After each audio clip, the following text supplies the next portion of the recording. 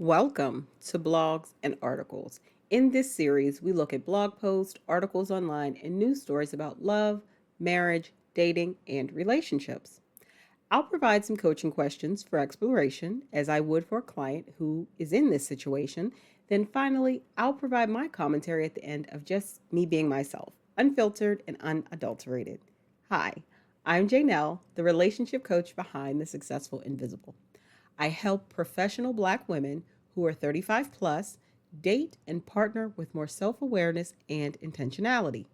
Check out the links in the description box below to sign up for my next 5-day self awareness and dating challenge. Remember to like, comment, share, and subscribe.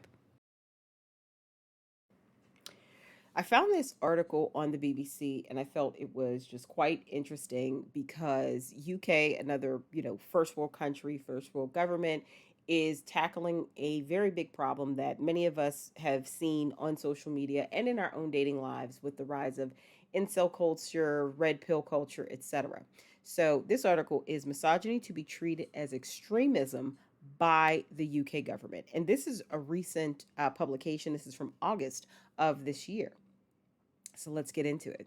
Extreme misogyny will be treated as a form of extremism under new government plans, the Home Office has said. Yvette Cooper, the Home Secretary, has ordered a review of the UK's counter-extremism strategy to determine how best to tackle threats posed by harmful ideologies. The analysis will look at hatred of women as one of the ideological trends that the government says is gaining traction. Ms. Cooper said there has been a rise in extremism both online and on our streets that frays the very fabric of our communities and our democracy.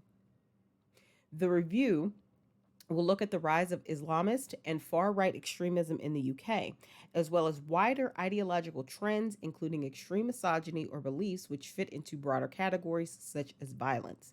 It will also look at the causes and conduct of the radicalization of young people.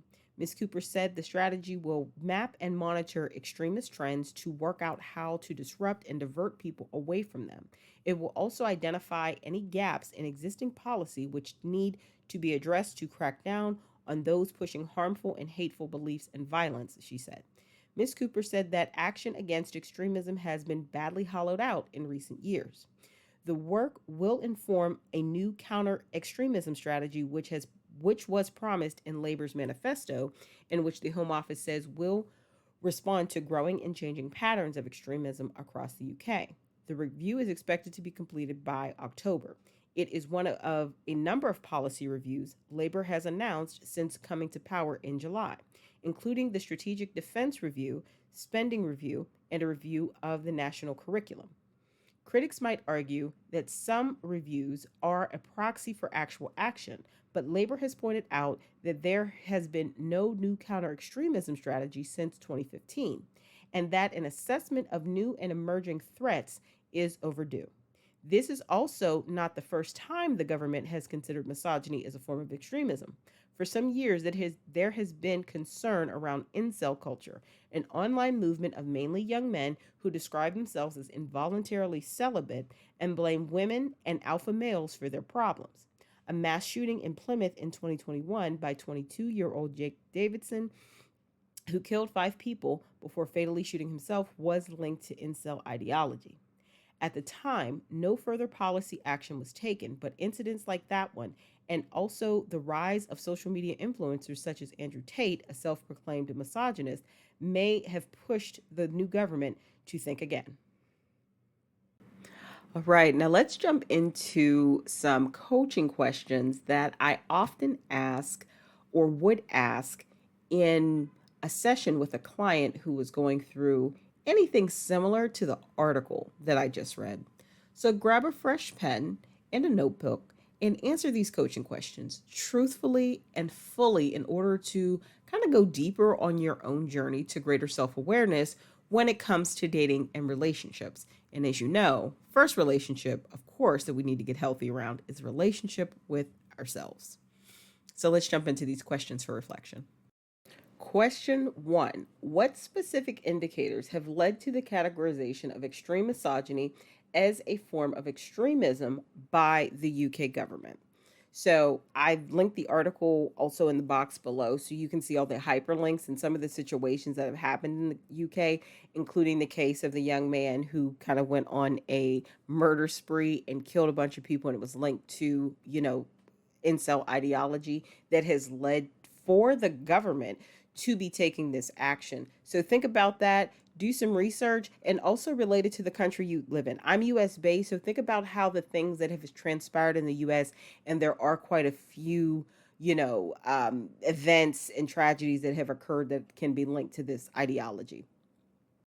Question 2: how might the integration of misogyny into counter extremism strategies affect the perception and handling of gender based violence and discrimination? Think about this question from the perspective of, once again, your own country.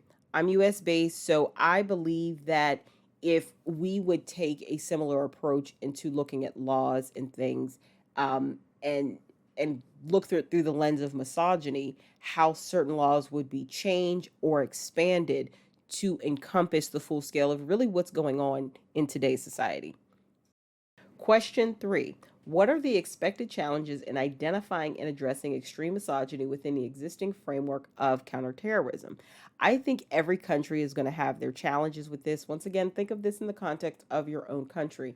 Being US based, I have an idea of how some of those challenges might come up and how they need to be debated, of course, in the political forum, but also in the public forum and in our social, circles.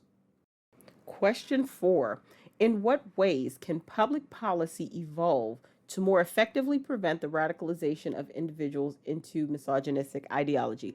This, again, once again, is going to differ based upon the country you live in, based upon social norms that exist in your society. But think of it from that perspective when you go to answer this question.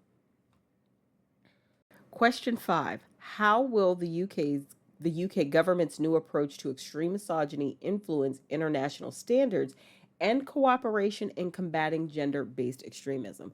This is something that's very interesting when a first world country does make a major move like something like this, and what other first world countries will do in response as a complement to it. Let's jump into one of my favorite parts of any of my blogs and article videos. And here I want to offer just my thoughts on what we've just read, how I see it translating in, my coaching and the wonderful people I coach with, and just any broader concepts that come up.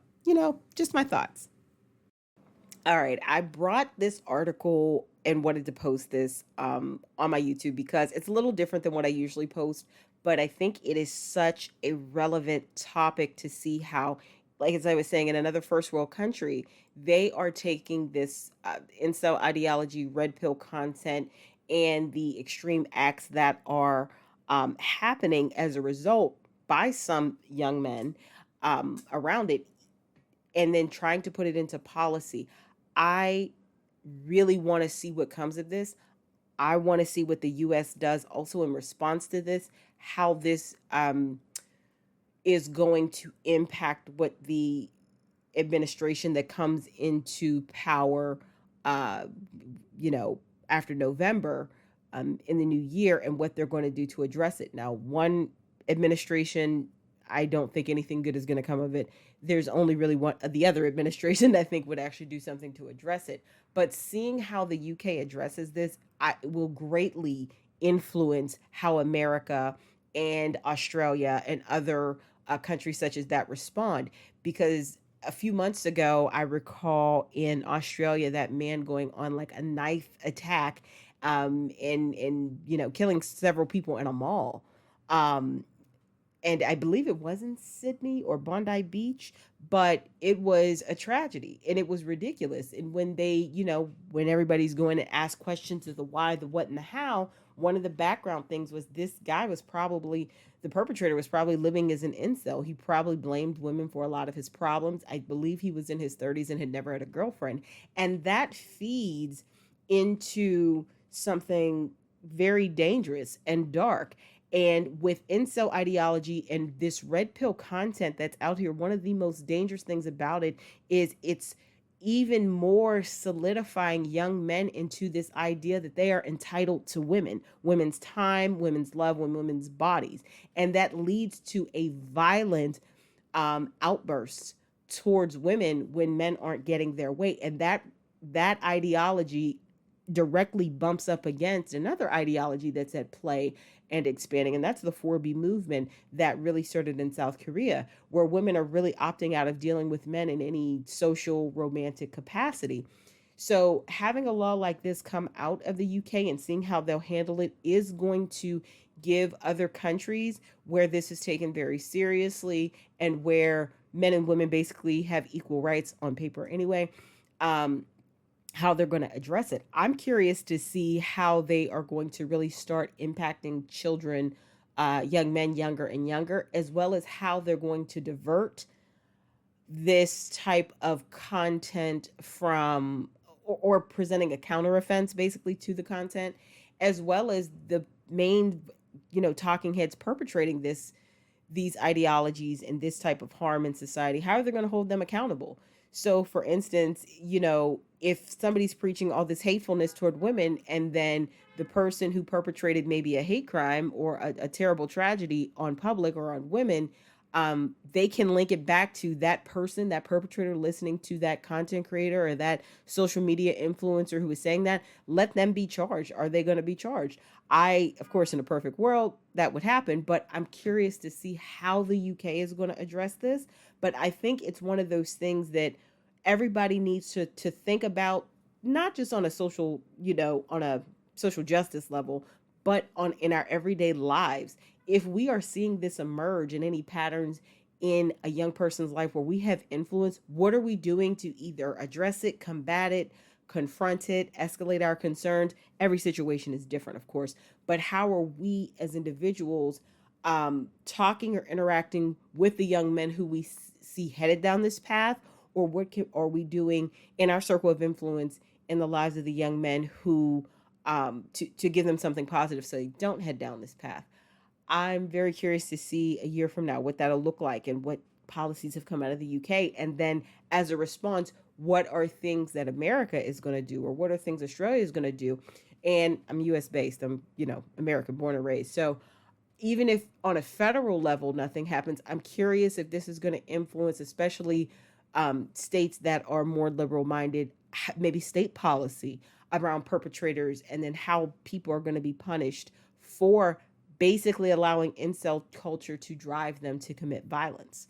I think that will be really great if we can start holding people accountable and holding men accountable for their actions and holding young men accountable for their actions for listening to this hateful rhetoric, and it then being used to cause tragedy. So only time will tell, but I am interested, and I'm also interested in just going through how I can, in my own life and sphere of influence, how I can impact any young man I see headed down this path, or are they hanging with people that aren't good for them, that are leading them down this path, etc. So I think this is a good question for all of us to take away, and I definitely think that some really good things can come out of it if it's thought through well and it's very impactful. And it also brings more awareness to this for the people who aren't aware about how scary it is out here these days. And even in dating, a woman out here dating today experiences a lot of this trash. Even if it's not overt, violence committed on them, they're hearing a lot of the rhetoric being recited by the men that they may be going on a date with. And it is highly influenced by incel ideology, red pill content, etc. So I'm curious to see where this lands, and then how other people, other powers that be, countries, states, etc., take note and then move differently to address this problem, because it is a growing problem all over the world. Thank you for joining me today for this episode of Blogs and Articles. Remember to like, comment, share, and subscribe. Check out the links in the description box below to sign up for my next 5-day self-awareness and dating challenge. Also, check out my podcast, The Successful Invisible, next season publishing soon on Spotify and Apple Podcasts. Until next time, this is your coach, Janelle. Stay empowered and see you on the next article or blog post.